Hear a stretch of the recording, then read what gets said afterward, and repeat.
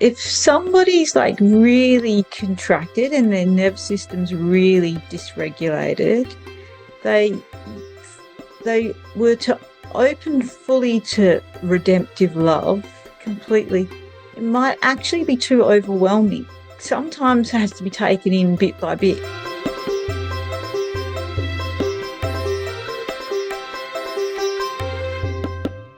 Welcome to Buddha at the Gas Pump. My name is Rick Archer. Buddha at the Gas Pump is an ongoing series of interviews or conversations rather, with spiritually awakening people. And we've done over 700 of them now. So if this is new to you, and you'd like to check out previous ones, you can just poke around on the YouTube channel itself. But if you go to batgap.com, you'll find that everything organized in various ways that are much easier to search than on batgap.com. Please consider subscribing to the channel. It helps in terms of YouTube's algorithm and all that to bring the show to more people. And this whole thing is made possible through the support of appreciative listeners and viewers.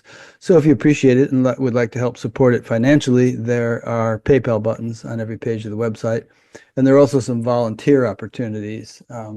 So you can get in touch with us about that. They mainly involve proofreading transcripts, but there's some other things too. We have a volunteers page where you'll see some of the people who are volunteering and what they're doing. So my guest today is Savita Virna. Is that the way you pronounce it? Vera. Savita Vera, sorry. No, And okay. she is in Western Australia. So it's like 8 in the morning for her, 7 in the evening for me. She's a spiritual teacher, a mentor, an embodiment facilitator, and a healer. We'll be getting into all this in detail, but she experienced a profound shift in consciousness after great tragedy, followed by years of further spiritual openings, mystical experiences, and deep healing. And she meets people as a teacher with generosity, humor, and grounded practicality, providing a safe space for them to open to their own divine light and inner wisdom.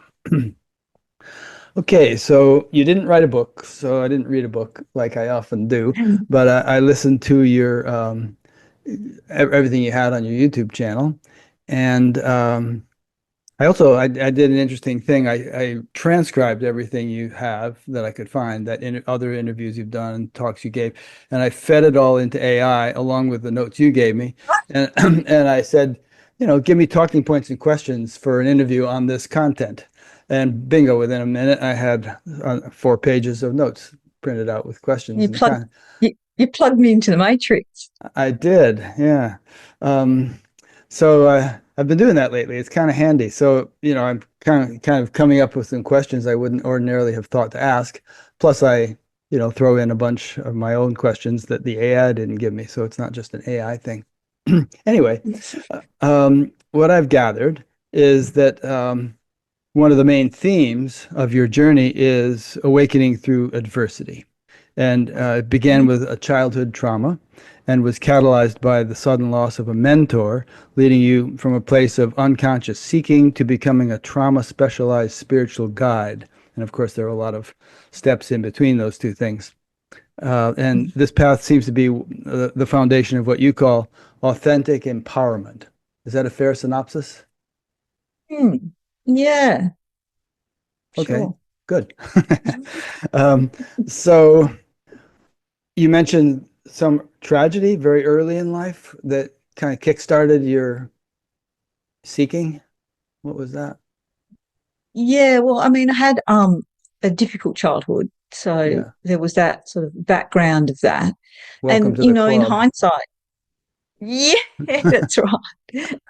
Most of us do. There's a few lucky ones, but Yeah. yeah. So that you look back in hindsight, and you can see like that seeking in trying to get away from suffering, but not even necessarily being so conscious of the suffering. Yeah. I It's had I kind had of a like you long can be numbed conversation. out to it. Oh, I'm sorry. Go ahead. What were you saying? You can be sort of numbed out to it Right. because that's part You, of that coping strategy of you like shut down. Yeah. not even. not even realizing, yeah, how much is actually there. Mm. But I, little breadcrumbs, little snippets, that come along that just yeah. like, oh, go this way, go this way. And that sort of happened through my 20s. I'd be directed to books, and I didn't have any sort of religious upbringing. I didn't have a spiritual community or, any sort of deep connection with spirituality, but there was something in me that just buy a Buddhist book or, buy a book on healing, and it, little bits of you, you know, Impulses. yeah, little impulses. I remember going to, I only went a couple of times in my 20s to Buddhist meditation, and I thought there's something here, I don't know what it is, but there's something here. And I think it was like a counting meditation or something. Counting your breaths.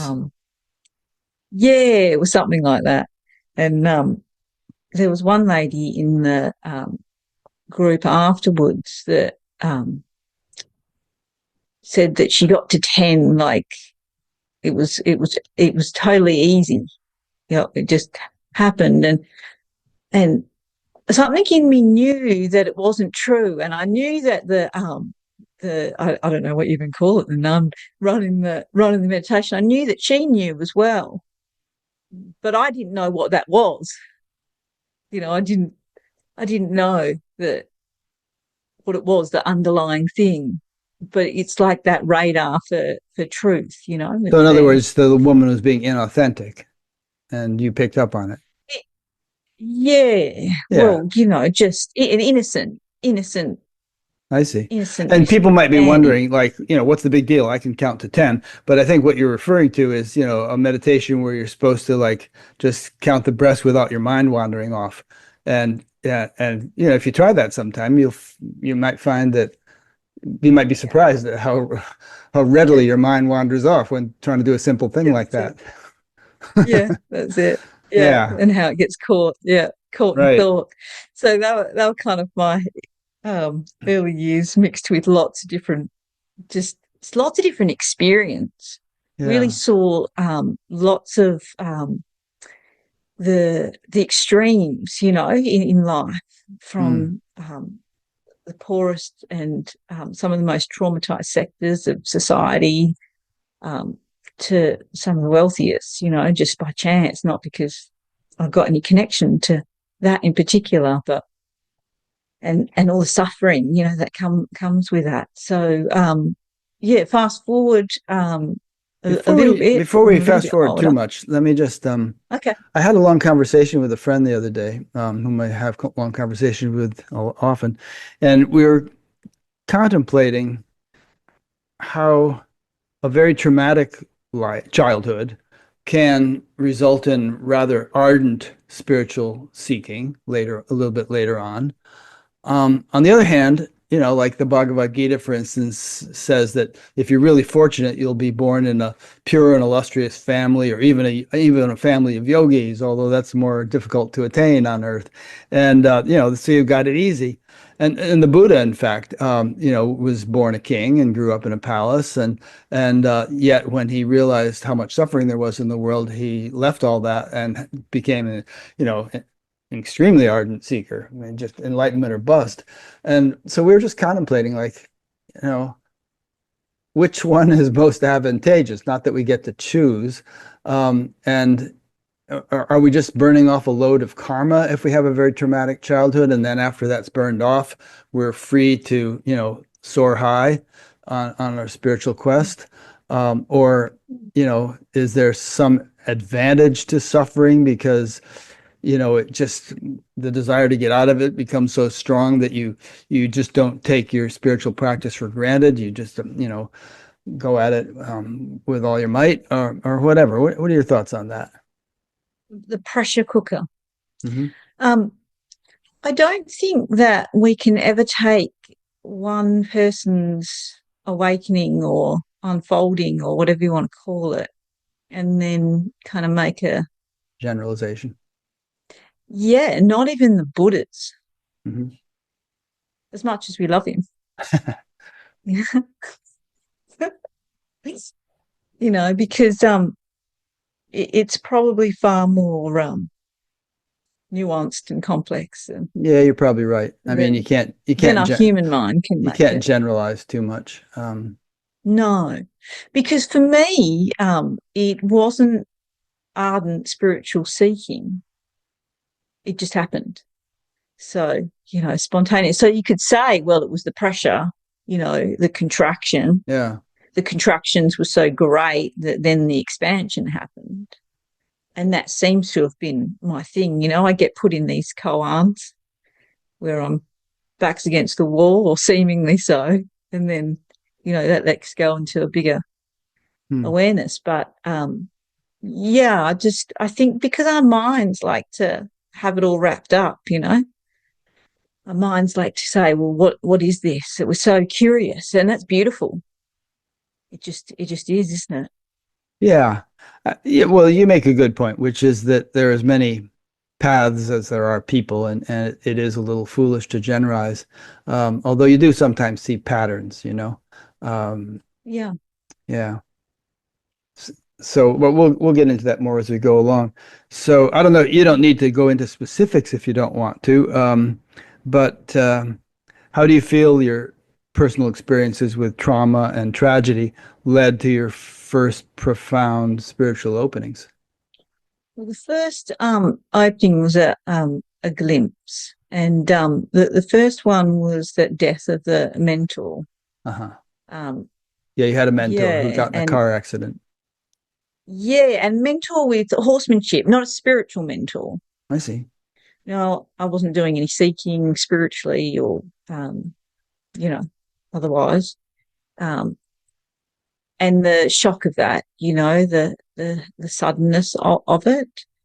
Um, and and his girlfriend at the time died as well in the Mm, same accident. They were both passengers in the car, and he left behind children from previous marriage, and um, it was a pretty rough time.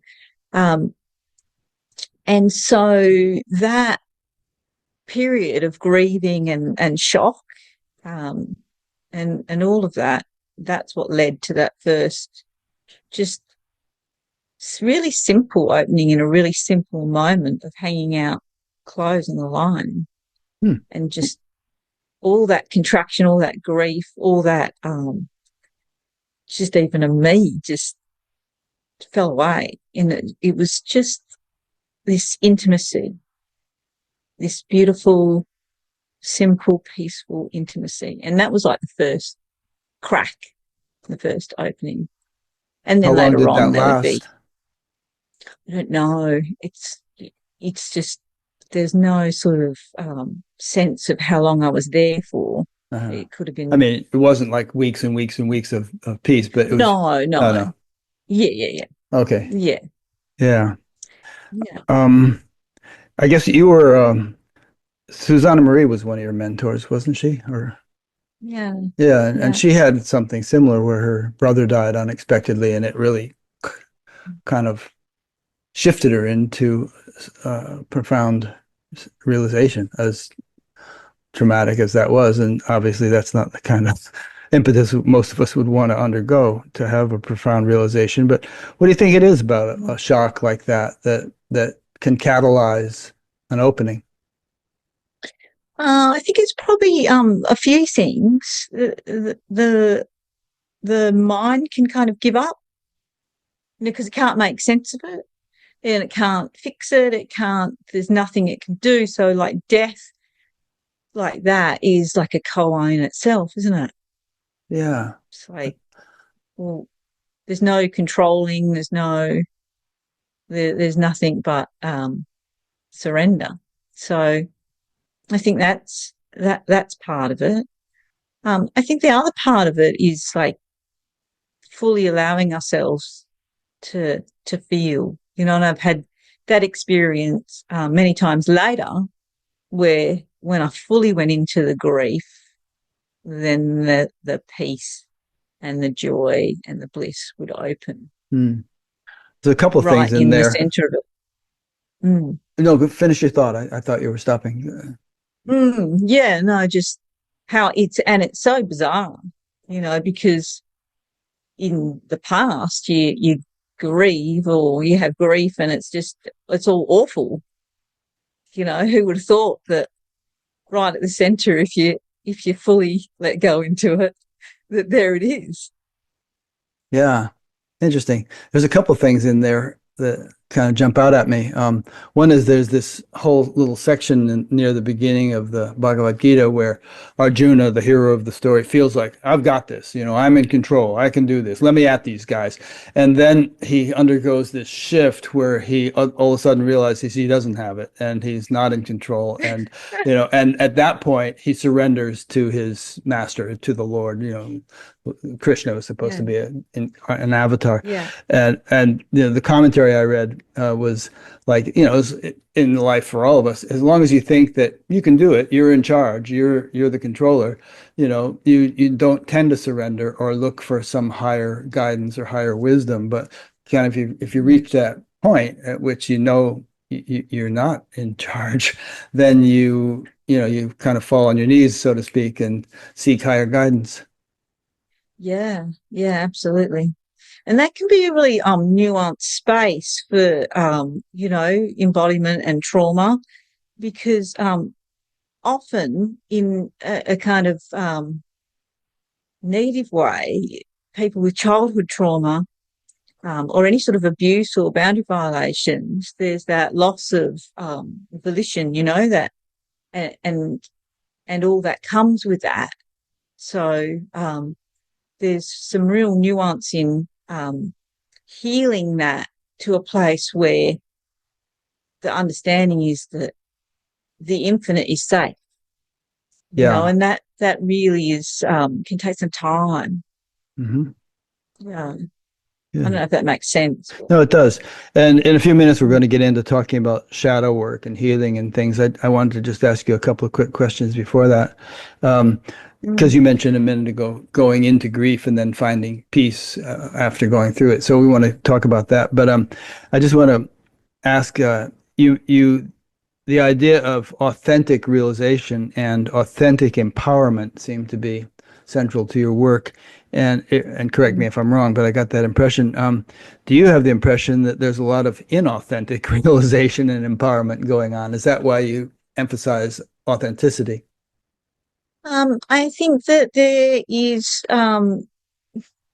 probably a lot more that needs to clear that people realize in that way. I think that it's really easy for stuff to still be stored there Mm, in that sort of power center, and for that to grab on, even with the openings that have happened. Even though there might be a lot of clarity, there might have been lots of openings, there might be some embodiment that can kind of really sort of grab onto it and create another sort of identity. And I think that's really important, actually. There are so many examples of very impressive teachers who seem to have had profound awakenings, and yet then mm, their behavior becomes very inappropriate and yeah, harmful to people, and yeah, you kind of realize, or I don't know, my sense of it is that there is a lot of buried stuff that they never had to confront, and it's kind of mm, coming back to bite them, you know. Uh, yeah, yeah, and yeah. in some cases, the behavior becomes much more exaggerated in its inappropriateness than even that of a normal person. Yeah, yeah, because that whole outsourcing, if students outsource their light to, oh, it's the guru up there, and that whole hierarchy thing, It empowers them. then yeah, and and people can get drunk on that. People Yeah, can get really intoxicated with it. Um, goes to their but it's heads. so much more. Sorry, go on. That saying of it goes to their heads, all the adulation. It's like, ooh, I must be special. Everybody loves me. Yeah, yeah, yeah, exactly.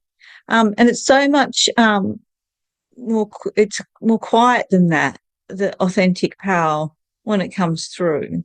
And it's really all our contractions and, stuff that gets in the way of it moving. It just knows which way to move. Yeah. And it could be in a boundary setting. It could, when it comes through, it happens so fast that the mind has to catch up with it. It's not something that comes from thinking our way through it. Explain that a little bit. I'm not sure exactly what you mean there. So if for instance, there was a situation where there needed to be like, this is this incarnation here, and that's that one over there, the distinction, it just will move. What needs to be said, it's what needs to come through, just comes through, rather than having to think about it, an intellectual exercise of, oh, I need to do this, or I need to navigate it, because that's the separateness, navigating it, rather than it just like moving. I see. So you're speaking of spontaneous right action, I suppose, that being in tune with divine consciousness or whatever you want to call it, then spontaneously behavior flows in an appropriate way, or hopefully does. Yeah. Yeah, and it's a loving, it's a loving thing. It comes from that deep, infinite, unconditional love for everyone involved. So, and you can't.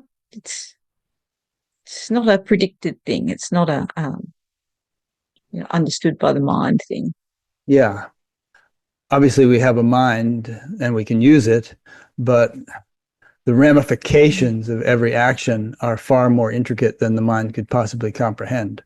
And so if the mind had to figure out all the ripple effects that would, result from every action, it would be totally overwhelmed by the complexity. So what you're saying is simple, spontaneous, right action can flow from being grounded in a deep enough realization. And that divine intelligence, which can comprehend all the complexities of the universe, that could be there's a saying in the Vedas, Brahman is the charioteer. So that is, if that's running the show, then our behavior can be as it would be if we had some sort of omniscience, which is beyond human capability anyway. Yeah, that's it. Yeah, and then the human just catches up and goes, "Oh, that was interesting." Yeah, wow. How did that come out of my mouth? That's it. Kind of fun. Yeah. So this next question, what we've just been discussing, might be one of the answers to it. But you mentioned that coming home to our authentic selves leaves us open to a world of possibilities. Is this what we've just been discussing, the kind of possibility you're alluding to there? Yeah, in each moment, like that freshness, that newness. Mm-hmm. So let's talk about shadow work and healing and compassion for a while. You emphasize the necessity of healing past trauma to reach our full potential, and this involves shadow work. Turning towards the unconscious aspects we don't want to see, and cultivating deep compassion for ourselves and others to break cycles of suffering. And of course, many people are now familiar with the term shadow work. I've interviewed people such as Connie Zweig, who wrote a whole book about it. How do you define it, and what is its role in healing? I just define it as what's unconscious, what hasn't been brought to conscious awareness. Mm-hmm. And it's I think it was a Jungian term originally, wasn't it? Yeah, I think so.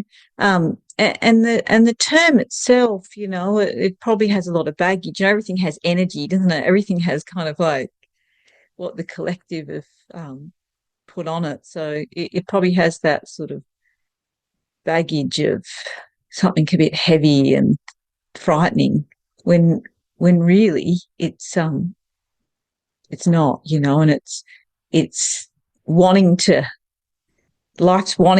have those parts of ourselves rejoin, that movement of rejoining.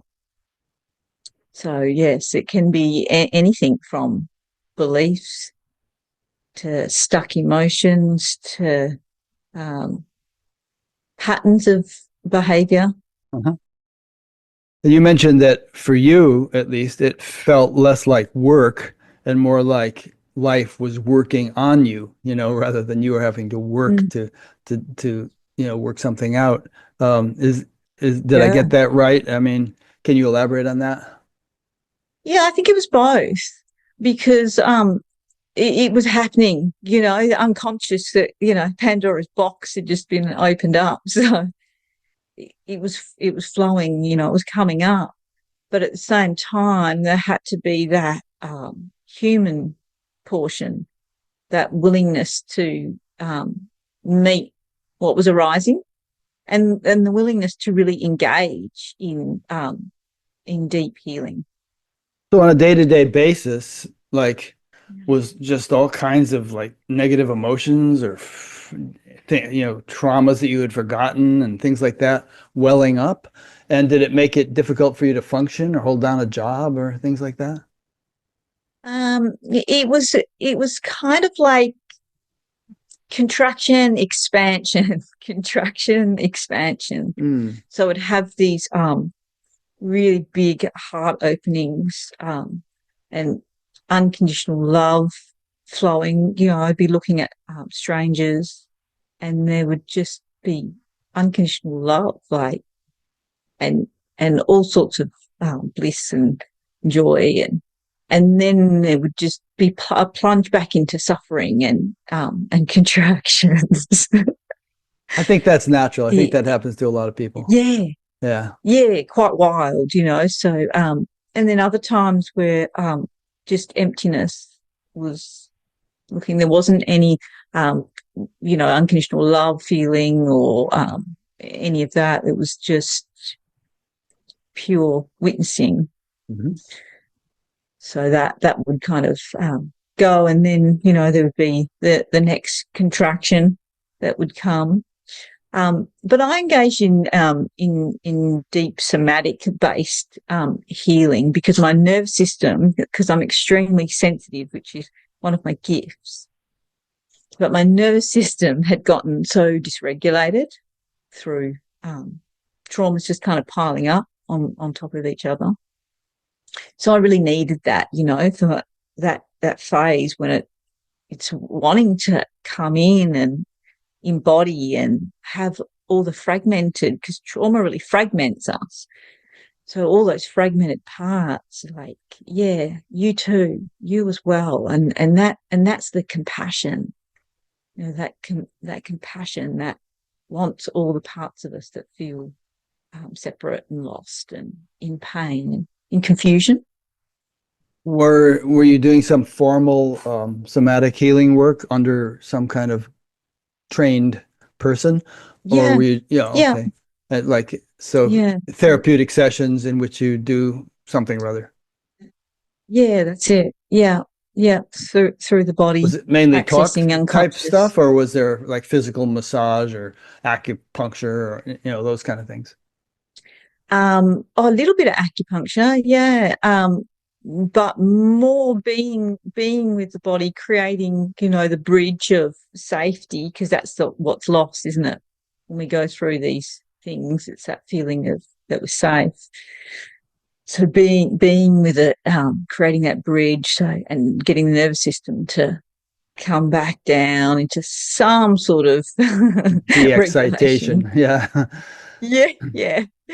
And then, that presence, then allowing bits to come up, but it can't all come up all at once. Oh It's no. too much for Yeah. the nervous system. So just in little bits. So, and then, you're kind of emptying the jar bit Hmm. by bit, and then more can come up and more can be released. And so body movements that the body wanted to do at the time, Yeah. You mean like but got Kriyas? frozen. No, like through whatever happened at the time, it wanted to push a boundary, or it needed to fight, or it needed to, all the kind of primal survival instincts that are stuck. It's energy that's just gotten really stuck. Yeah. So, So this so all, cycle of expansion and contraction that you went through, did you get the mm, feeling like the expansion phases were kind of like a solvent where, once you're exposed to that vastness for a little while, all these tight things begin to loosen up and release. And then, of course, you go into mm, contraction as they release.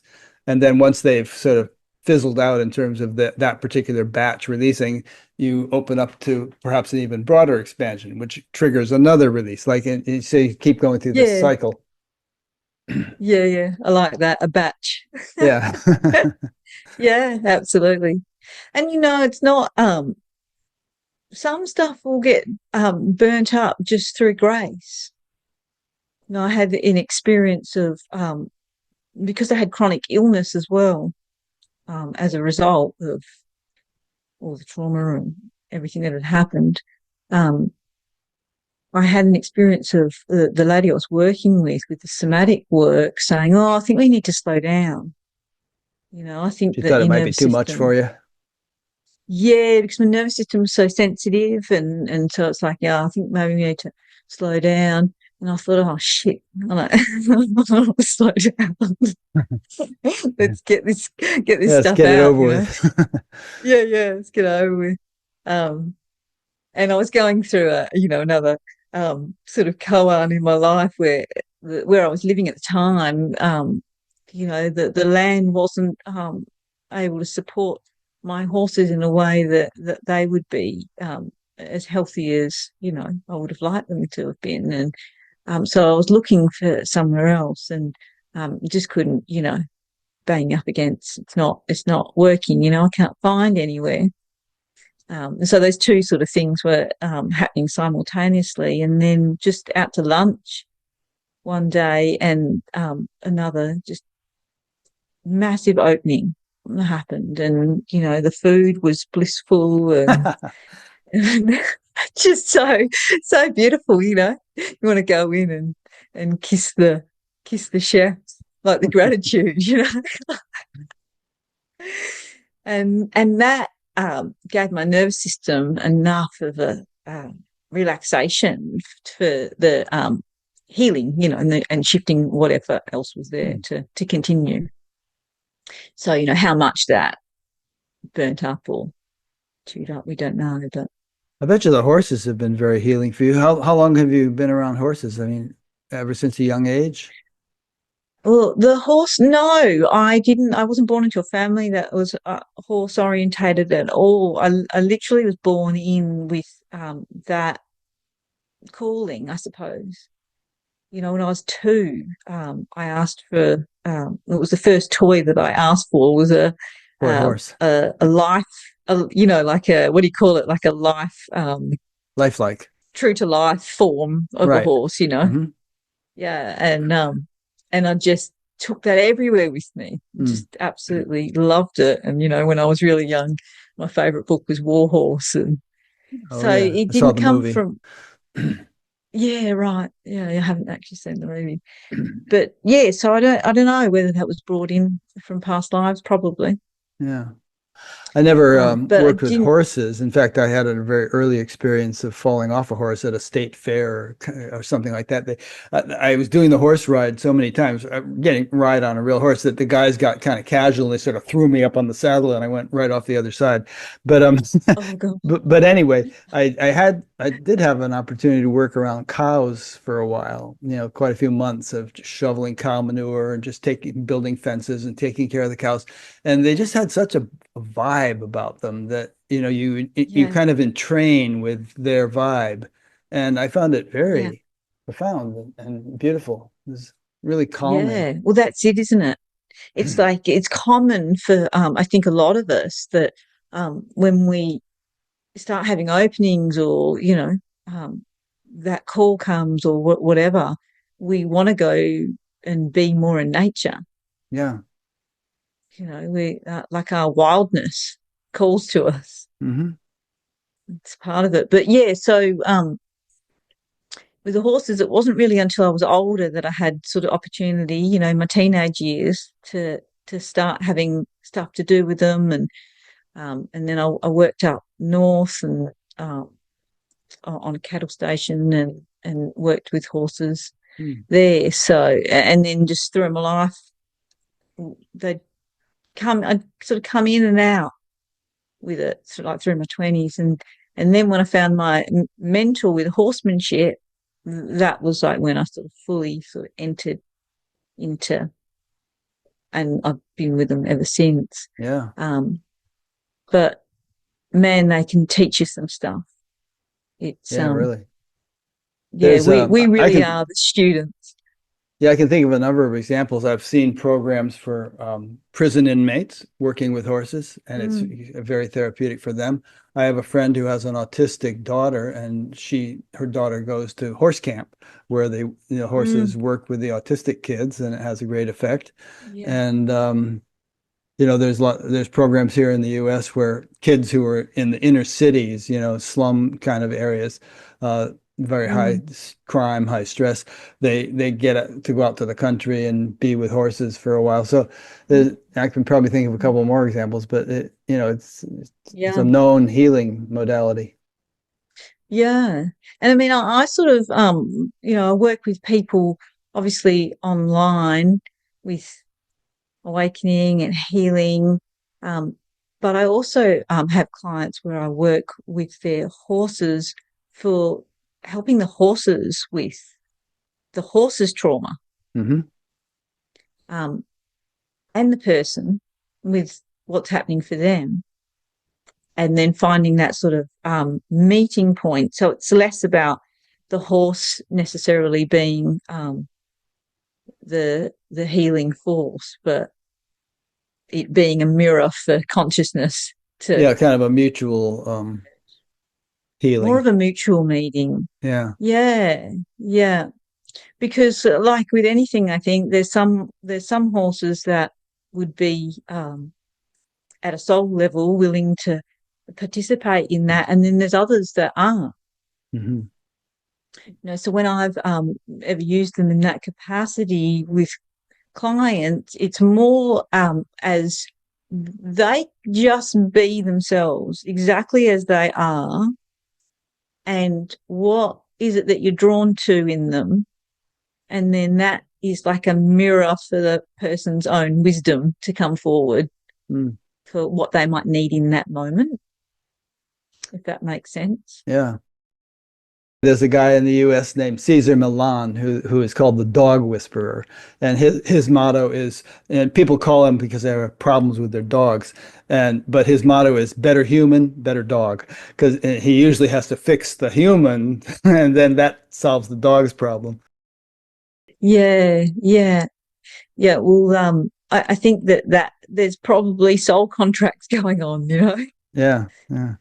Where it's like, we're going to help highlight this for you, and really I'm just a translator to help sort of translate that, and they help us to slow down and to actually take notice.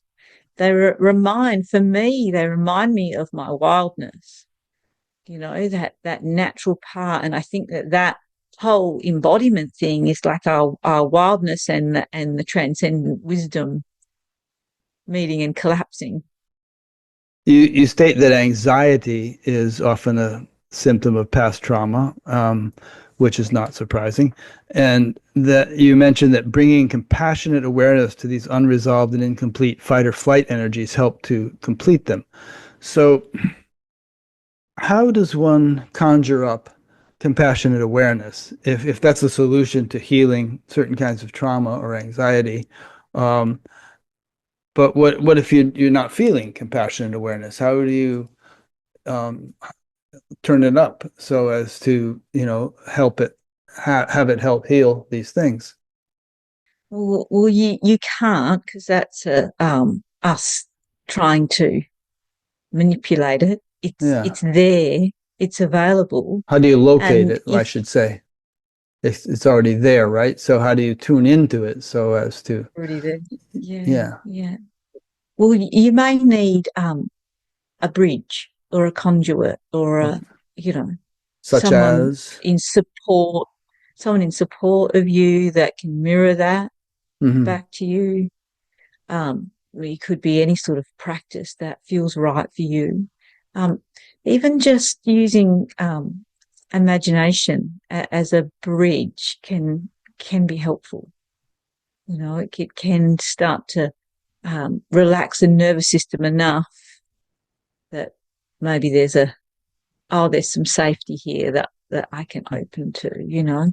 Like, give me an example of how that might work. So if somebody's like really contracted and their nervous system's really dysregulated, they they were to open fully to redemptive love completely, it might actually be too overwhelming, you know, and it sometimes has to be taken in bit by bit rather than all at once. So, you know, if we can create a space for someone, even in their imagination, that is peaceful and they're held, you know, it's a relative thing, but it's got a thread back to the absolute that's safe, So that's let's full say of you had a compassion. loving grandmother or something, but she's passed away. And so you might say, okay, imagine your grandmother is here with you now and she's holding you and she's singing you a lullaby or something. So you mean that kind of thing? Yeah, you could do that, and that could be a bridge. Okay. That could be using the imagination as a Mhm. bridge for sure. Good. Yeah. Um, so grief, we talked about anxiety, grief. That's an emotion that many people try to avoid. You connect it to love, saying that there is no grief without love. Um, how does allowing ourselves to fully experience grief open the door to compassion? And I guess no grief without love. Does that mean like, you know, if you didn't love your dog, you wouldn't be grieving if it died or something like that. If your heart is sort of cold and closed, then and you're not experiencing much love, then you don't grieve for the people in Gaza or other situations. Whereas a more sensitive person feels such others' pain very acutely. Yeah. Yeah, absolutely. And there's like the human element to it, you know, like our human hearts. And then of course there's like the infinite heart that can just hold all that suffering. There's no limit to it. Hmm. So yeah. I But you know, that's not to say that if someone was to die and there was just infinite joy for their passing, that there's no love there, because there is, you know, that Yeah. there's unconditional love. So it's not like a hard and fast rule. I guess what I'm just pointing to is not to contract or fear that grief, because it is an expression of love. Yeah. And it's a natural thing. We shouldn't It's stifle natural. it.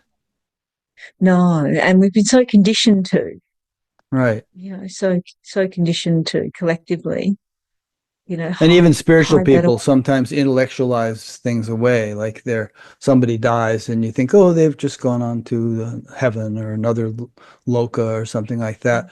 Uh, and if someone is grieving, they might say, oh, you shouldn't be grieving. There's even a verse in the Gita which says, certain is birth. What is it? Certain indeed is birth for the dead, and certain is death for the born. Therefore, over the inevitable, you should not grieve. And, Yeah, but yeah. that can They're become kind guilty of as well. it can be kind of an unnatural heartlessness or something if you try to force yourself to abide by such admonitions. Yeah, yeah. And it's not in truth, you know, what's really there, what's really true. Yeah. is that there's a human as well. I suppose one way of wrapping up this point is just to be authentic. I think that term came Mm. up 15 minutes ago. If you're feeling grief, feel grief. Don't try to rationalize it as being unspiritual and you shouldn't be feeling it or something. Just Yeah, that's be, it. be a human being. You're a human being. You're not just a Yeah, divine being. You're also a human being. yeah, absolutely. Yeah. Yeah. And I like to lean into the humanness because it just there's an allowance in that, there's such an allowance for let's all just be human. Yeah. Um, you noted that when faced with their own shadow, people can often react with unconscious and cruel behavior. And I found that point very timely. There's a lot of that in the world today. And Mm. I'm reminded of Jesus saying, "Forgive them, Father. They know not what they do." Um, and I think there's here in the U.S. there's a lot of cruelty going on right now with people being captured and sent to third world, third countries and put in basically hellholes of prisons in El Salvador and stuff like this. And they're not actually really guilty of anything. They're just being, shuffled away like that. And so I think as a nation, we in particular, and many other nations, need to cultivate the capacity for compassion um, and not succumb to unconscious and cruel behavior. Whole nations do succumb to that. Nazi Germany is an example. But obviously, anything that a nation is doing, it's doing because enough people in that nation are doing it. And so there needs to be a kind of a national healing. But you can only start with yourself. Yeah, So that's it. we keep coming back to this theme, but how can one be less unconscious and thus more kind and compassionate and sensitive to the suffering of others? Yeah, I think it's just a willingness, a willingness to face Hmm. everything within us, and that comes back to the what we were talking about before with the compassion, like compassion for what's here, unconscious within us. It naturally then flows out. We don't have to force it. It's just a natural movement. Yeah. So yeah. You mentioned that you're a very sensitive person, and that's good. Um, is there a way that I suppose you're just wired that way. You didn't do anything to sensitize yourself necessarily. Um, um, but I think spiritual practice can and does sensitize one. You just Mm, become more refined, more delicate in a yeah, way, less crude, yeah, less blind to your own shadows, since we're using that term. Um, yeah, yeah, yeah. Well, it's dropping into the wisdom of the heart, isn't it? yeah, that's the key, I guess, is just dropping into the wisdom of the heart. And at the same time, you need to balance sensitivity with strength, do you not? Because if you became so sensitive that you couldn't go to the store or Yeah. or something, and I've known people who are like that. In fact, I've been like that on long meditation courses where you've been meditating for months Yeah. on end. It's like, ooh, I can't possibly walk into town to buy a toothbrush. It's just like too much. Yeah. Yeah. Yeah. Yeah. Nervous system so heightened. It's like Yeah. picking up on everything. So there's Yeah. an Yeah. integration factor that you have to Yeah. somehow balance out with increased sensitivity. It's paradoxical, Yeah, but yeah, it is. sensitivity and Yeah, it's strength, funny. the two. Yeah, that's it. Yeah. And I think that before we were talking about with the wildness meets the wisdom, kind of we throw in there in the sensitivity as well, because I Yeah, think that grounding, like when you're talking about being with the cows and being with nature and being with the horses, and that grounding really helps with that strength. Hmm.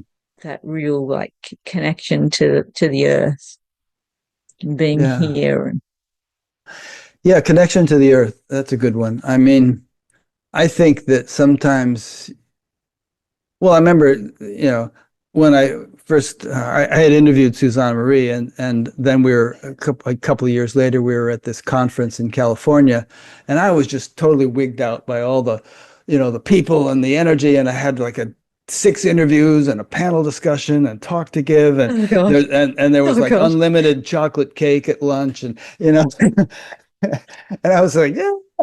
It's kind of, and I remember she said, let's take a walk.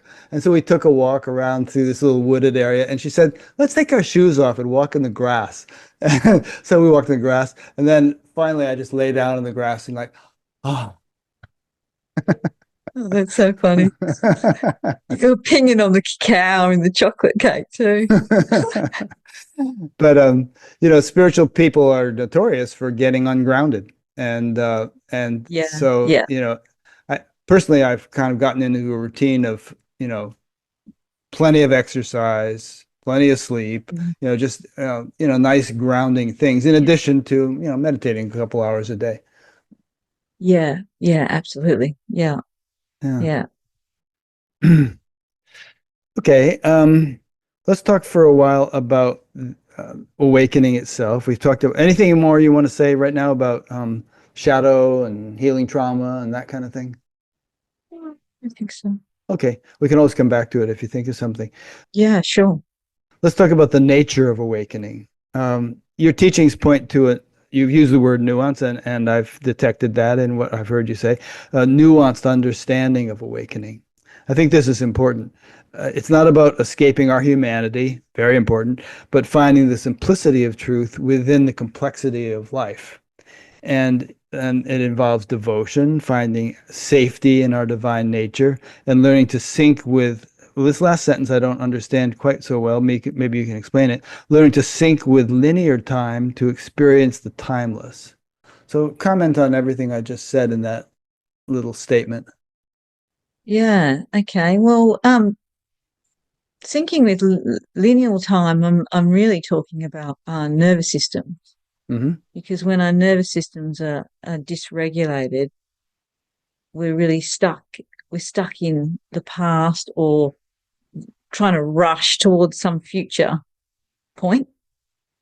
And so syncing with it would be getting our nervous systems, and that's that whole embodiment thing, hey? Like getting our nervous systems to come into that point of balance, and then we can experience the timeless here.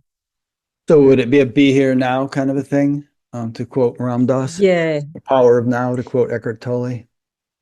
yeah, because we can have these openings and Hmm. transcendent, but when the movement comes back in for embodiment, if our nervous systems are out of time, and you'll see it. You'll go into like a cafe or something, and the person serving's like under massive stress, and their nervous system's like pinging. Yeah. It's on fast forward. They're sort of, they're out of sync with time, or conversely the opposite. When there's depression or collapse or just like shutdown, and so the nervous system's like really stuck. And so either one is not lining up, it's not in sync Mhm. with the moment.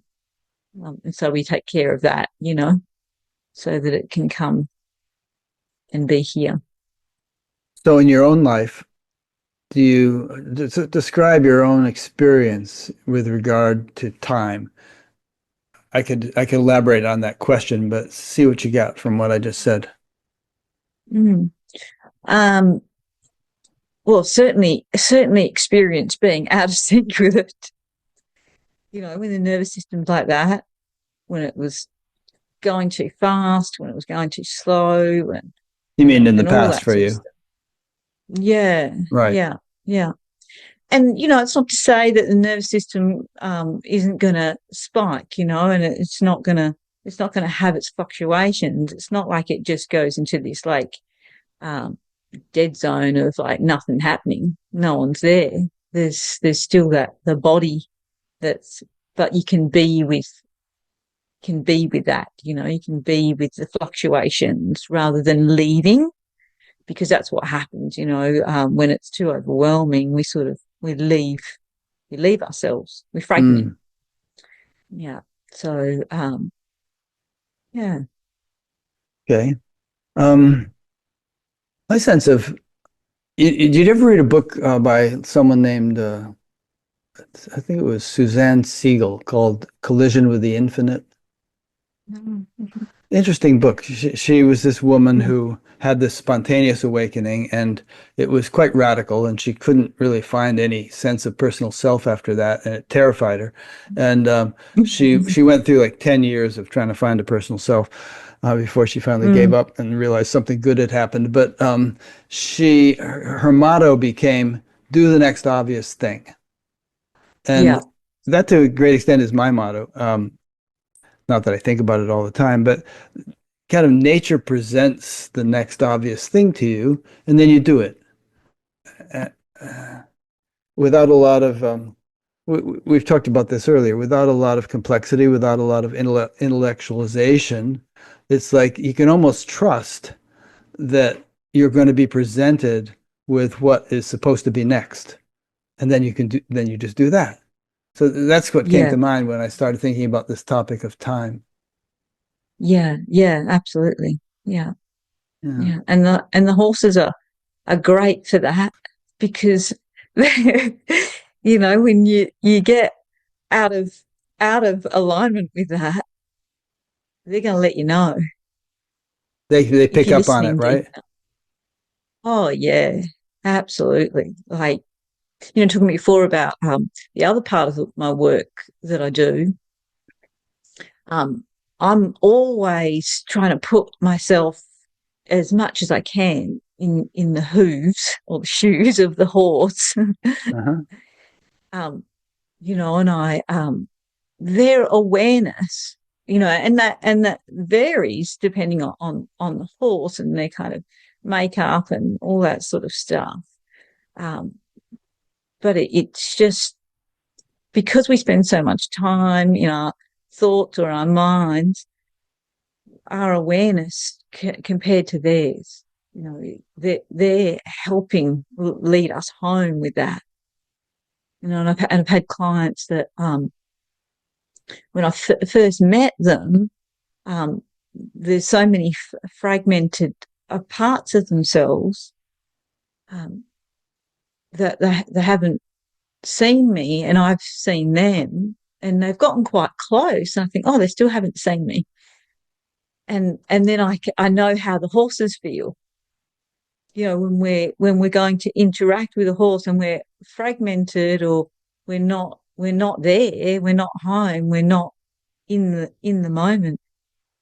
They're like, oh, they're that person's not home. You know, Yeah, they don't like it. they know, they really do.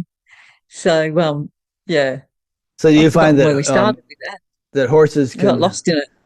yeah, do you find that you can, either you yourself or people that you work with horses, you can help them to entrain their consciousness to the consciousness of the horse and thereby become more simple, which is not to say we Yeah, become like a horse in terms of our perception or our consciousness. But that's what I was saying about the cows. There was something so simple and grounded yeah, about the cows that yeah, just hanging out with them all day, I just entrained with their consciousness and just got into this like really subtle, settled state, even though I was, working hard, shoveling manure and building fences and stuff. yeah, I yeah, think probably a lot of people can relate to this. That's why we love animals so much. They're not yeah, just cute and cuddly, but they actually have a good effect on our mentality, our consciousness. yeah. Come into resonance. Yeah, that's Yeah, it. That's the word. Good one. in resonance with unity. You know. Yeah, yeah. Yeah, Huh. absolutely. I'm sure there's some interesting stories here that one could tell. I don't know them, but about native peoples. Aborigines in Australia or Native Americans or whatever, and their affinity, almost like a psychic affinity with animals. Yeah. Oh, as a matter of Yeah. fact, I heard a story about this where uh, it was some sort of indigenous hunter or something like that, and he had not only had to worry about the scent he might be leaving, depending on where he was and which way the wind was going and stuff. But he had to worry about, Mhm. not worry, but he had to be mindful of his moods and thoughts and so on because animals could pick up on it. Yeah, yeah, absolutely. Yeah. I love that. I love that. That connection back to our wildness and, like you say, Indigenous people, that connection and to all our gifts, Mhm. because, as you know, the gifts that can open with awakening, they're there in everyone, maybe in different ways. Some people are more leaning towards certain gifts and others towards others, but, um, they weren't disconnected, the Indigenous people from that connection with earth and our wildness. The transcendent it's right in the middle of the wildness, Yeah. right in the middle of that. And there's a point, that could be added here, which is that it's not that horses are enlightened or babies are enlightened or indigenous people are enlightened because they're simple. Um, that's a quite, and you feel free to disagree with this, but I think there's something Ken Wilber talks about called the pre-trans fallacy, where people, say, "Oh, horses, babies, and so on, they're enlightened. We have to get back to that state." Well, we don't want to get back to the infancy. We want it because we're adults. But you can kind of come full circle and achieve human maturity and your wisdom and your personality and all those things. And yet, as Jesus said, be gentle as doves, wise as serpents, gentle as doves. So you can kind of regain the innocence and simplicity of those examples, but Yeah. you're not going to, be simplistic. You're not going to be infantile. You could be very mature and wise, and yet We hope not. as simple as as Jesus also said, except you be as little children, you shall not enter the kingdom of heaven. Yeah, that's it. Yeah. And when you talk about enlightenment and babies or horses or anything else being enlightened, that whole evolutionary arc, I just don't think that I think we like to have it wrapped up in kind of a box of that, well, they're there and that's there, and like Mhm. I like to just leave it to, well, it's the mystery, isn't it? Just unfolding in Yeah. different forms. And So that's good. I mean, I do think there is such a thing as levels of evolution and a whole kind of spectrum or scale of evolution. I mean, a mosquito is not the same as a monkey or that kind of thing. But you can't really make hard and fast decisions about it. It's just more of a broad understanding. yeah, yeah, yeah, yeah. Yeah. It leaves us kind of more open. You can feel it. Yeah. And certainly, regardless of the level of evolution of anything, it's all the divine, you know, That's a it. rock for that matter. I've met some beautiful rocks here on the land. Yeah. Okay, so here's a question. We could call this finding safety in the infinite. You say that with trauma, the body loses its sense of safety, and you speak of a deeper absolute trust that is synonymous with surrender. The ancient traditions speak of our divine nature as never having been hurt or damaged, sort of being beyond the possibility of harm. Let's come back to like practicalities. How can people sort of establish their connection or their establish that as their foundation and thereby be in a state of safety regardless of the challenges that life throws at them? Well, I think that comes back to what we were talking before about grounding. Hmm. That's hugely important for the body. And you talking about your conference that you were at. It's only in a mild way. I know you weren't, flipping your lid or anything, but yeah, I but was you just were kind of having that moment hyper stimulated with all the people and the food and the talks stimulated. and the. Yeah, exactly. And you had that direct experience of, when you grounded yourself, then that the body can like, oh, okay, I'm safe. And so Mother Earth was the conduit to that. Yeah. Mhm. It was the bridge for your body because it's all the one body. Yeah. And of course, the word ground is sometimes associated with being itself, the ground of being, Yeah. pure Yeah. consciousness or whatever being Yeah. the sort of ultimate foundation of everything. And it doesn't mean that fear might not arise Mm-hmm. when that's coming. The first time I had that fear really come up, it was very much a psychological fear, of the void, or, and it was like, oh, I'd felt fear before, obviously, but that fear was like, I'm going to be completely taken out, like just non-existence, and the fear like really arose, but it was of a psychological constructed self that was going to never exist again. Was this on the verge of some spiritual shift that you went through? Yeah, just another opening. And Yeah, um yeah, that yeah. happens to a lot of um people. There's sort of a threshold you cross where there's a big upsurge of fear, after which it's yeah, it's kind of like breaking the sound barrier. It's smooth after you break it, but until as you approach it, it gets really rough. yeah. And I think, and certainly for me, it wasn't just a one-time thing. It wasn't just a one-time break the sound barrier and all is good. It revisited, like the waves come, like we were talking about before, Expansion, washing contraction. away Yeah, the batches. Yeah, right. that's it. Um, and so the second time that fear really came up, it was experienced very differently, and it was just experienced as the survival instinct in the body, and there wasn't that sort of psychological component of it.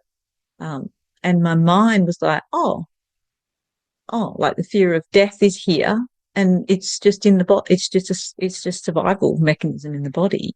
Um, and then the next day in meditation, I went into, I suppose, what spiritual people call samadhi, Mhm.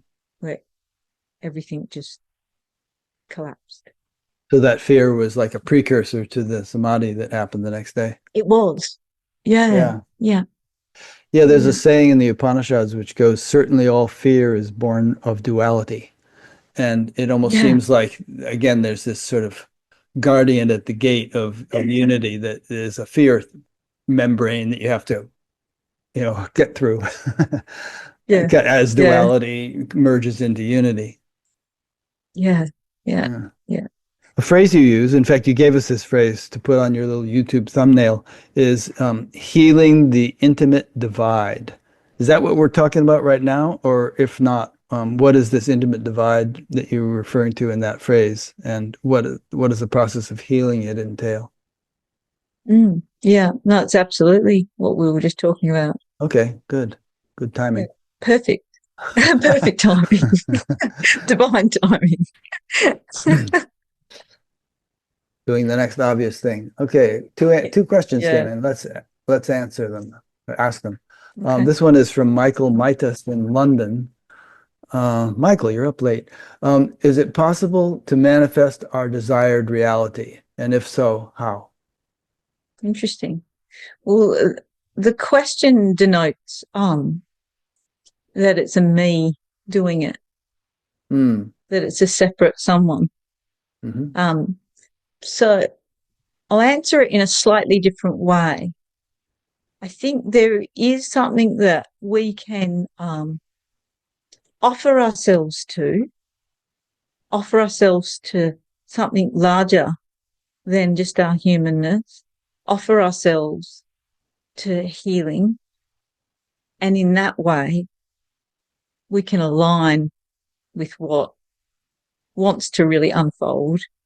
And what wants to really unfold might be better than what we ever could think that we want. You know, Mm, we sort of get these ideas of we want to manifest certain things, we want to create certain things in our life, and they're not necessarily going to make us happy, maybe temporarily, but it depends on what you're sort of interested in. yeah. Sort of a let thy will be done thing. Yeah, yeah. And it's understandable, that drive, because everybody wants to live a fulfilled life. Hmm. Everybody wants to be healthy, and that's just a common human thing. But if we can trust that life knows better than us kind of what's good for us, Yeah. that then we can go, okay, well, let's, as a devotional thing, let's offer ourselves to this path and see where it leads. There's these popular things like The Secret, and there's this Yeah. lady named Esther Hicks or something who channels some entity called Abraham, and it's all about manifestation. So manifestation's been a big popular thing in New Age circles. Um, Yeah. but like you just And said, there's nothing wrong with it. no, and it's natural to have desires. We have desires, but Absolutely. yeah, I had a teacher who one of his favorite phrases was highest first. There's so many things you could want. Want the highest, and then let and Yeah. then and then let everything else kind of fall into line after that. Yeah, I love that. I love Yeah. that. Yeah, it's really good. Um, and I was going to say one other thing about that. It's gone now. It might come back. Okay. You just go ahead and say it if it does. Here is a question from Prachi Dixit in Torrance, California. What would you suggest to help us uplift the collective consciousness? By uplifting collective, I mean lift humanity to its true nature. Yeah, I think that comes back to what we were saying before, that we can only be responsible for what's here in our shadow. So what's here in our unconscious it's not just for ourselves. That is an offering to all of humanity. Hmm. Our state of being is going to have a profound effect on not only the people and the animals close to us in our lives, but that ripples out. So and that kind of almost goes back to the manifesting question, with the trusting of what wants to unfold. That you will be given what you need, that to live out this life, to Mm, offer. yeah. Yeah, the ripple effect that you mentioned is very important, I think, because all of us, Mm. all the time, are emanating some kind of influence. And if we Mm. look at the whole world and the state of it, then, okay, what are we looking Mm. at? We're looking at the collective, total, sum total of all the influences that are being radiated by 8 billion people. And obviously, Yeah. it's somewhat lacking. So, what can we do to help the world? Radiate a better influence. Yeah, yeah, Yeah. absolutely. Yeah. And we don't know what it's going to look like necessarily at the start, like we don't know in what way life is going to want to use us to serve. We have no idea. And it's just trusting that it's going to find its way.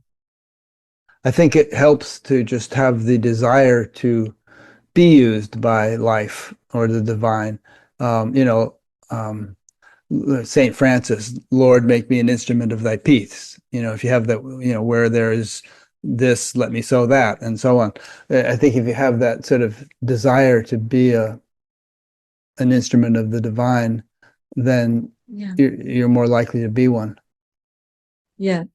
Yeah, absolutely. Yeah. And, it can be in like the smallest thing. It doesn't need to be some big thing. It can be like just moment to moment. Are we radiating that kindness? That are we allowing that compassion to flow through us? Wariness, are we unconscious where it gets blocked, that flow? No, small things are important. If we don't do the small things, we're probably not going to do the big things. Yeah, yeah. I mean, I don't want to seem like some kind of a, like I'm tooting my horn, but I can't walk down a sidewalk where I see a worm stranded on the sidewalk without bending over and picking the worm up and throwing it on the grass. You know, it's going to die in the sun if it lies on the sidewalk. So, Yeah, yeah, yeah. It's beautiful. It's like a devotion. Devotion's coming through. I thought, Yeah. oh, the poor little thing, it's stranded. I got to pick it up. I Okay, love it. devotion, good timing. My next point was about devotion and simplicity. And devotion is a recurring theme in your work. You speak of a true devotion of life itself that never abandons us.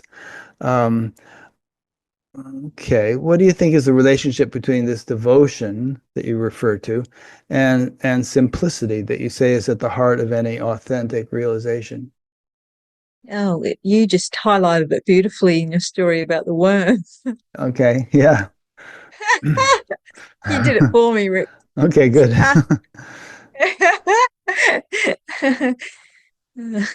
We've got an invasive weed that grows here. It's a South African weed called cape Mhm. weed. Um, and it really, with cleared ground, it really takes over. Um, and it's not good. Anyone who's out there listening who's horsey knows that it's not good for horses. Right, You and it's know, for probably the invading their grassy fields and things. Yeah, well, actually, some of the native Australian grasses are really good for horses. It's kind of interesting, like Hmm. that whole, what's actually good for what would actually be good for the earth to be regenerated back to the native grasses would be good for the animals. Would be, that whole sort Yeah. of. Um, but yeah, the Cape weed, it's really quite bad here. Um, and it's the job to pull it all out by hand is it's far more enormous than my body's capable of. Right. But I do it anyway, Oh, okay. and as I'm doing it, it's this simple um, act of devotion. Just me and the horses and the paddock and the weeds. Did you ever hear the story of the old man and the starfish? Yeah, yeah. Yeah, made a difference to that one, he says, as he picks a starfish up, and there's thousands of them on the beach, and the kid says, "What difference does it make if you throw one in the water?" Well, it made a difference to that one. Yeah, yeah, Yeah. yeah. Yeah. You guide meditations. I've heard some of your meditations on YouTube to evoke the still mind of the divine.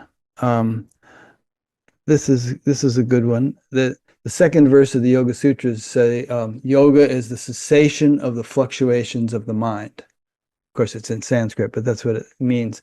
So, how in your opinion does quieting the mind help us access the timeless, peaceful state, the ground state? Well, it's more about where our attention goes than trying to quiet the mind. So if our attention is constantly caught by thought, then that's what we'll get more of, just trapped in thought. But if our attention can rest in that gap, Beyond thought. in the stillness, we get more of that. So that's sort of the tool that we have is where is our attention? Do you find that like when you're busy doing something, could be a simple thing like washing the dishes, or a little bit more complicated like driving a car, or even, like right now having a conversation. Do you find that there's a dimension that is always in stillness, which maybe there wasn't when you were, 15 years old or something, but it's become a kind of a natural feature of your experience? Yeah, I mean, it was certainly there when I was 15, but I had no idea. It was kind of overshadowed by stuff probably then. Too too fragmented. Right, right. Yeah, I mean, it's there for everybody, but most people are overshadowed. Yeah, that's it. Yeah, it's kind of the music's too loud. someone's Yeah. turned the stereo up too loud. Yeah. Mhm. You took a fair amount about embodiment and also mysticism. So you seem to speak of a blend of mystical and groundedness. And you reference the archetypes of the Divine Mother and the warrior. And you work with subtle energies and benevolent helpers, all while remaining deeply rooted in the physical. So these benevolent helpers, I presume you're talking about guardian angels or something of that nature, some subtle beings that aren't obvious to the human perception, but are nonetheless among us and helping us. Yeah, wish I'd known about them sooner. Yeah. Well, they knew about you. They knew about me. They know about all of us. Yeah, I don't really label them as sort of guardian angels or guardian anything Hmm. necessarily. Um, just that they're there. They're there and they're support for us, How do on you our know on our they're there? path. Somebody might ask, how With do you know they're there? um as your path goes and as the more subtle senses open up, knowing things in that subtle realm, it's like I know that you're here talking to me. It's like that. It's really hard to explain that knowing. Um, it just is. And when it comes through with really profound things that you need right in that moment, and it moves you and it moves that emotion, like it's authentic. Yeah.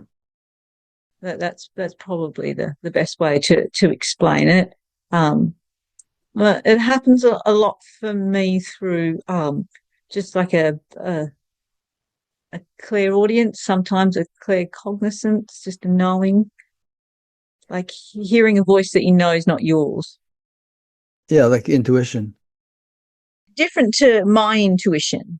And that's how I know. Like I know when it's like intuition that's arising in me, or when it's another subtle being that's helping guide.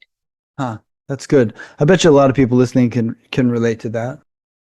That first question, the manifesting question, that was the point that I was going to say, that if he's offering himself to his spiritual path and his healing, or whatever's happening for him, tuning into that internal navigation, the clearer we get, the easier that is, and that's going to help him in the fulfillment of a good life.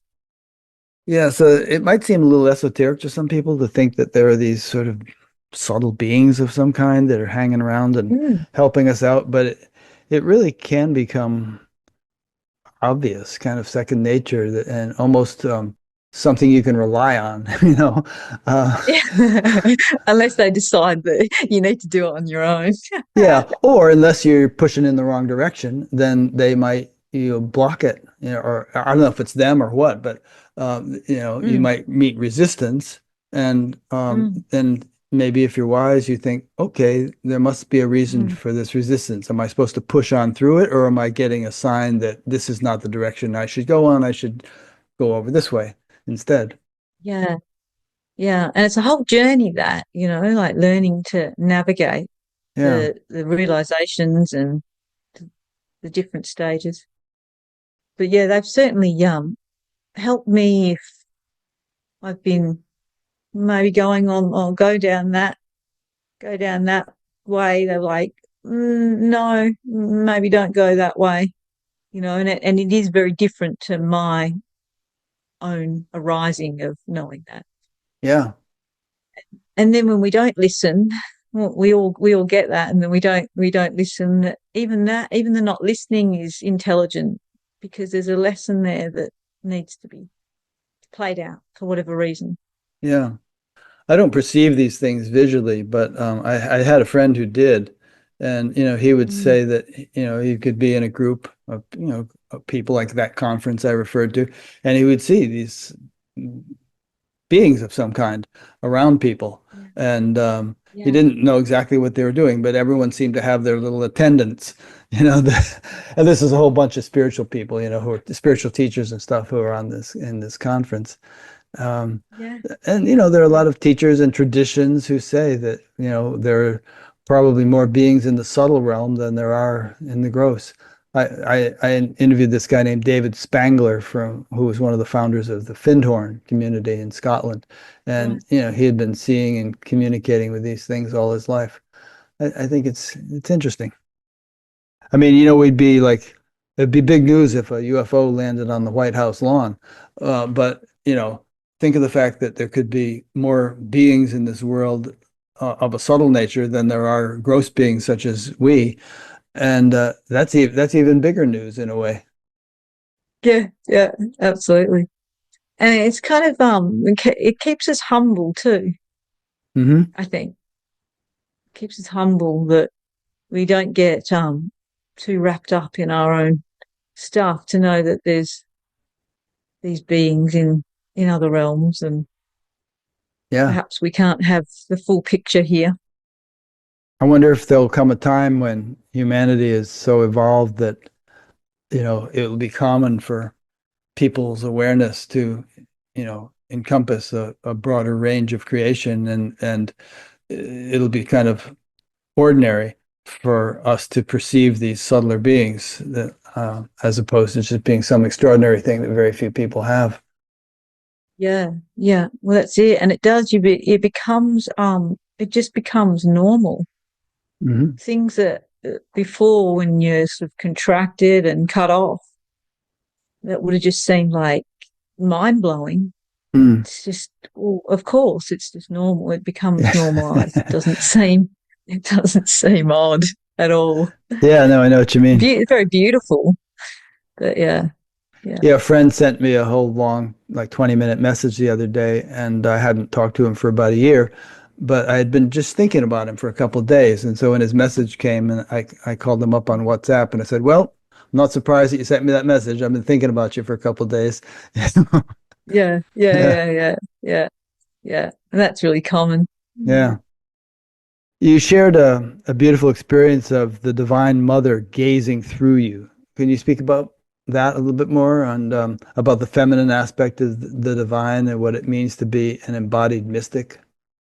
I think what you're referring to was with my little doggy when I was lovingly, very lovingly gazing upon him. You know, there's that personal relationship. Obviously, you know, there's no one else that is his mother. I'm his mother, apart from his actual dog mother. Hmm. And I'm gazing upon him with all this love in that personal relationship, my motherly love. And then that personal just gets pushed aside. And then it's like literally Divine Mother Mm. gazing upon him, unconditional love, and just a strange, so much love and intimacy, but like a strange detachment. There's not that personal relationship is not there. There's something else. It reminds me of a Maharishi Mahesh Yogi wrote this poem called Love and God, and there was a section in the poem where he said, "Personal love is concentrated universal love." And Mm, they said, mm, he said, "My heart flows when I say personal love is concentrated universal love." But I guess we could think of, you know, the Divine Mother or universal love as being a field of which we are just little conduits. And, you know, yeah, and ordinarily we feel love, and it seems like it's kind of coming from us, but probably it's coming through us to whatever extent it can. Sounds yeah, like in that case, you know, you had the realization that, you know, it was a much broader field that you were just the kind of a magnifying glass for. that's it. Yeah, yeah, absolutely. Mm. That again is, I mean, I keep going to the global implications of this stuff, but, you know, again, imagine if everybody in the world could be conscious conduits of universal love. It would be such a different world. Yeah. Uh, and it's inevitable, I think. It's inevitable. It's just, are we going to commit to, our devotion, bringing our human devotion to our paths? Hmm. Are we going to do that now, or are we going to wait? And how much suffering is going to happen between Yeah, those two points? yeah. I mean, there's no practical reason why everybody in the world couldn't be properly fed and housed and cared for with health care and everything else. It's just Yeah. human, limitations screwing it all up. These points, I mean, they seem obvious to us, I think, but I don't seem to be obvious Yeah. to everybody in the world because, um, people keep seeming to think that some particular, political or economic or solution is going to come along to solve all our problems. Yeah. Aldous Huxley said that all these problems that beset us in the world are not problems, they're symptoms. They're Yeah. symptoms, yeah, symptoms Yeah. of, the kind of the lack of the kind of realization that you and I are talking about. Yeah. Yeah. Symptoms of the core wound, hey? Separation. Right. On a Yeah. mass scale. Yeah. We were talking a minute ago about the divine feminine peering through your eyes at your dog. There's also kind of the warrior archetype. I don't know if you talk about that, um, but how do you balance these two energies? The sort of, and actually, when you think of mothers and their motherly love, they often balance that with the warrior archetype. Having to, They do. Yeah. rescue a child from a vicious dog or Yeah. whatever. But Yeah. Yeah. yeah, speak to Yeah. that a little bit. Yeah, that's it. And that's that whole not rejecting I mean, I'm calling it wildness just because I like that word. Rejecting our wildness, rejecting that innate intelligence that would do that, that would protect the child, Mm, that would stand up for oneself or would stand up for others, um, from that place that's not divided, from life itself. So, um, and I think that there's probably still something in us that wants to separate that out, like that they can't coexist in harmony. That the all loving, unconditional, divine mother that seems warm and welcoming, that it can coexist with the warrior archetype. And that's actually really necessary. are you saying it can, but it often doesn't? Yeah, it often doesn't, and there's often, I think, a collective kind of pushing away of that. Like, oh, well, I can't be that because I have to be this. Like that whole idea of it, rather than it just being what it is, the truth of it, and the truth of it is that it does coexist. Yeah. Sometimes I think of spiritual evolution as a greater and greater capacity to um, contain opposites and paradoxes, Yeah, not yeah, having to absolutely. be black and white, on and off, this or that, but being able to sort of hold the multi-dimensional paradoxical nature of the universe within your awareness. Yeah, yeah. And to be whatever the moment is Yeah, asking whatever it for, calls for. whatever it calls for. Hmm. Yeah. And it could come through as like a fierceness in It that could. warrior. I mean, Joan of Arc is a striking example of that. Yeah, it's just a little teenage girl. Yeah, you can't fathom it, can you? I mean, and the Yeah. unconsciousness of what they did to her. Right. If you read her biography or her biography, there was a profound mystical dimension to her that somehow impelled her to take on the role that she did. Yeah, yeah. She certainly had surrender Yeah. sewn up, that's for sure. Yeah, what they did to her, that reminds me of something I discussed in my interview last week with Adamar Kirain, who's this Irish mystical woman. But we were talking about all the horrible, not that we want to dwell on this, but all the horrible things that have been done to mystics and even like Yeah. herbalists or whatever during the Dark Ages, during the Middle Ages. You know, people being burned at the stake for knowing about herbs or something like that, Yeah. Yeah. or Yeah. having mystical experiences. You know, just Yeah. it's Yeah. it's probably in a way it's a sign of for optimism because these days such things are coming to the fore and people aren't being, you know, killed for them. They're being No. respected and it's being recognized more and more widely. So that might give us hope for the world. Yeah. Yeah.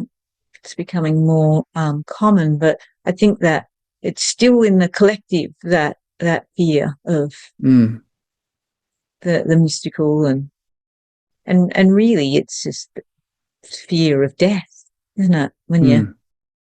When you get right down to it, that their fear of death, the fear of the unknown, the fear of what they can't control. Yeah.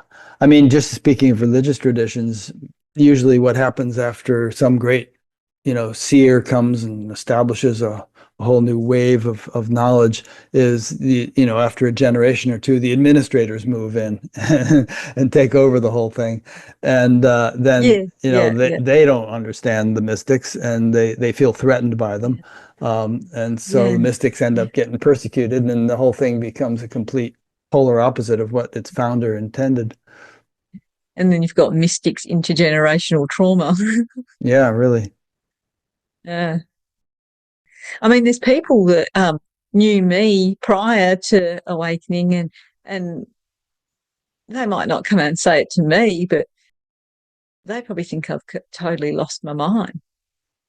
You know, like because it's so far from their paradigm of life that Yeah. they can't fathom it.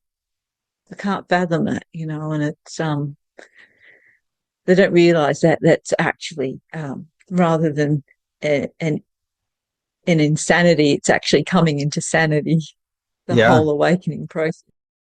And, you know, again, it's a matter of what is the norm.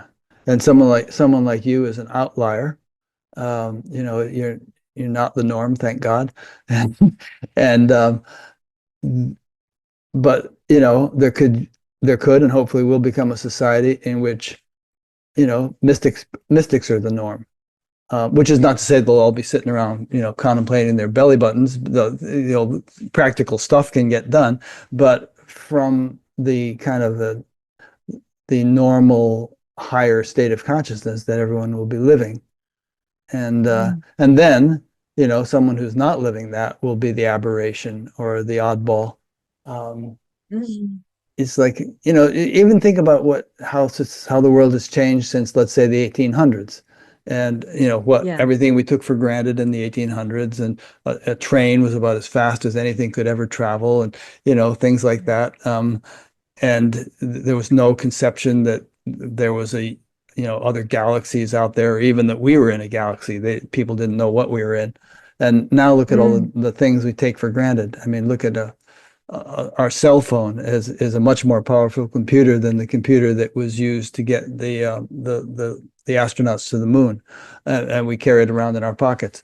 It can do all this Yeah. stuff. Yeah. So, you know, Yeah. and the pace of change is accelerating, and AI. I don't think people realize what an earth-shaking development AI is and how it's going to really shake things up even in the next couple of years. It already is. Amazon has more Mm. robots working for it now than it does people. But anyway, Mm. as Dylan said, the times they are changing, and it's exciting to be in the midst of it. But I think it's not just technological change. I think it's spiritual change, and there's a real renaissance going on in that regard. Yeah. Yeah. Yeah. Oh, I saw you interviewed I can't remember his surname. Father Sean, someone Irish, Oh, Irish. yeah. Diarmuid or Murku, the Irish mystic, No. about a month ago. Oh, Sean O'Leary. Sean. Yeah, that's Yeah, it. yeah. Yeah, Sean O'Leary, right. yeah, yeah, Yeah, he yeah, was a yeah. cool guy. And he was saying about his experience with a mystical being, saying that there was going to be three kind of segments of the evolutionary arc of humanity. Huh. I That forgot it what he was going said to it because be, it was a few years ago. But go ahead and remind us. yeah, something about psychopathia or something, and then there was Homo spiritualis, and then Homo artificialis, so like a cyborg. Huh. There could be. I saw this little video the other day of this robot that's wandering around Austin, Texas, and it goes up to people and introduces itself and say, "Hey, nice Apple Watch you have," and "Hey, cool T-shirt," and he can pick out all kinds of details about the person, and the reason there's a buzz about it is that nobody knows who owns this robot or where it came from or why it's wandering the streets of Austin. He's saying, "I'm not anybody. He's sovereign. Yeah, No one's slave." yeah. Yeah, but when you were talking about 1800s, it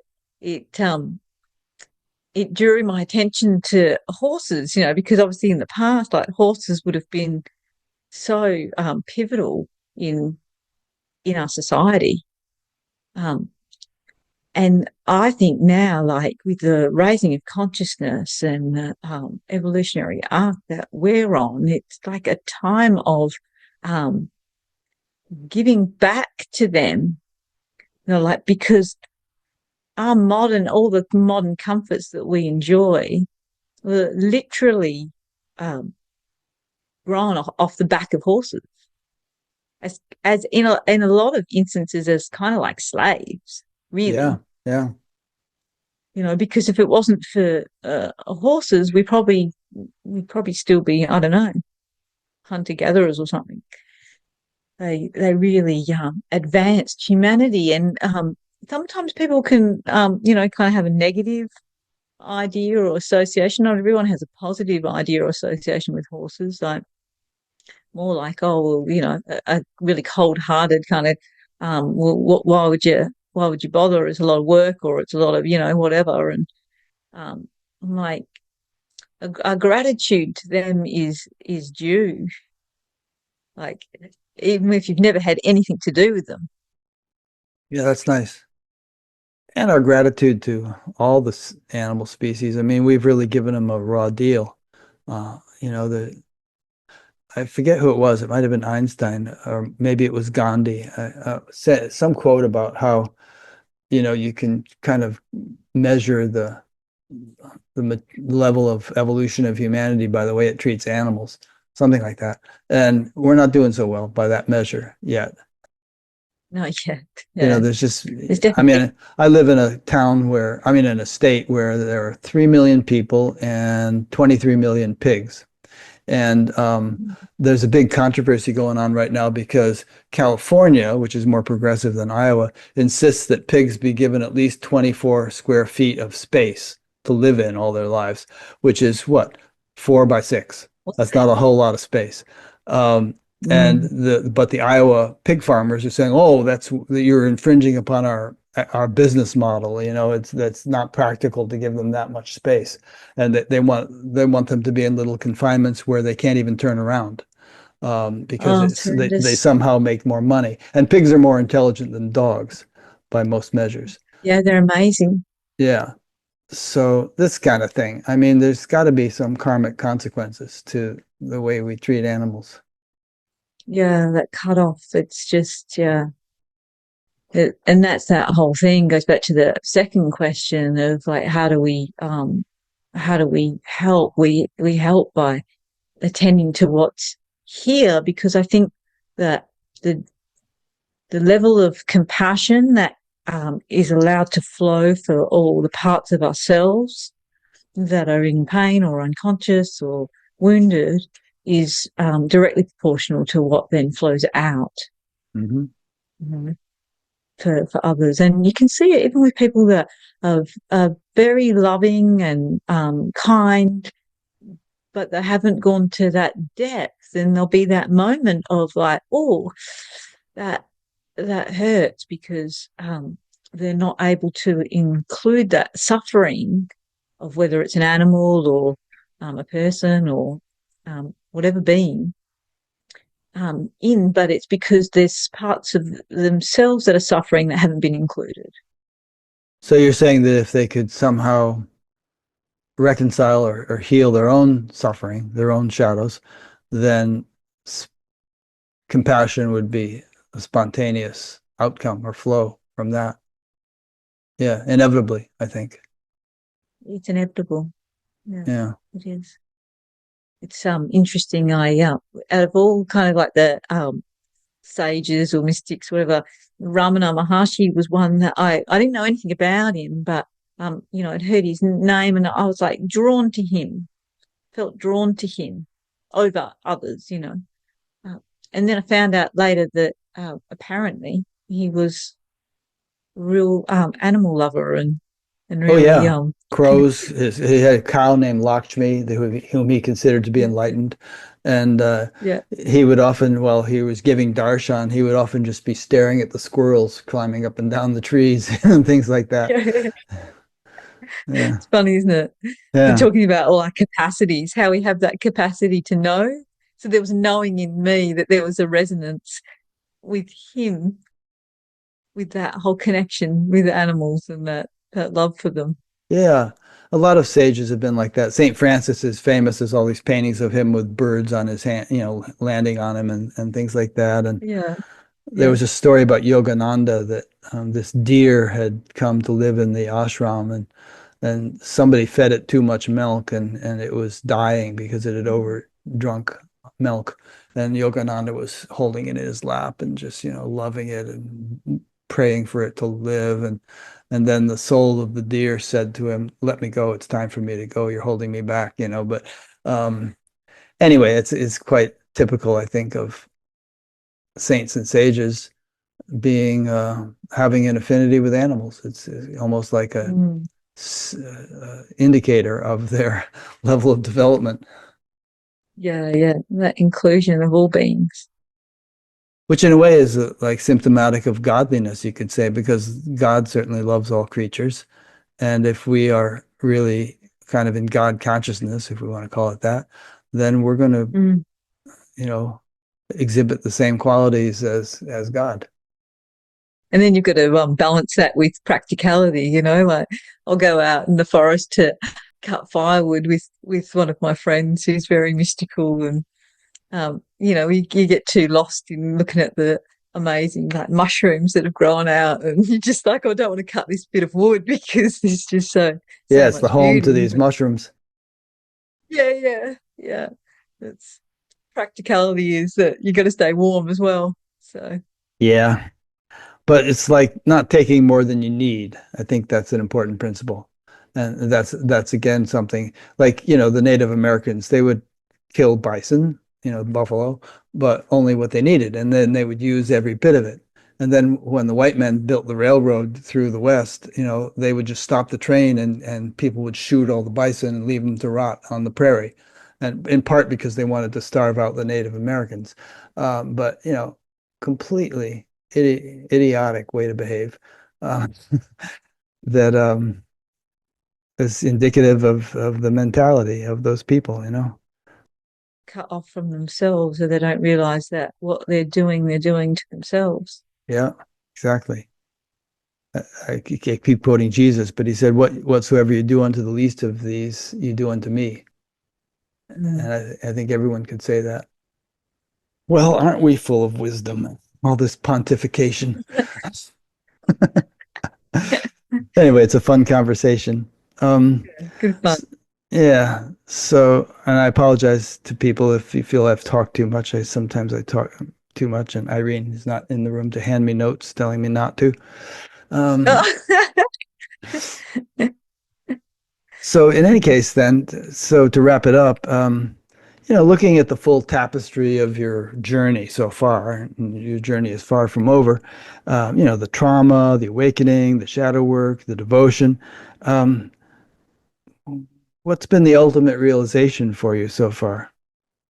If that's a fair question, you can always tell me that's not a good question. That life is living itself. Mm, nice. And where does that where do we fit into that equation? Go along for the ride. Yeah. Hopefully have some fun.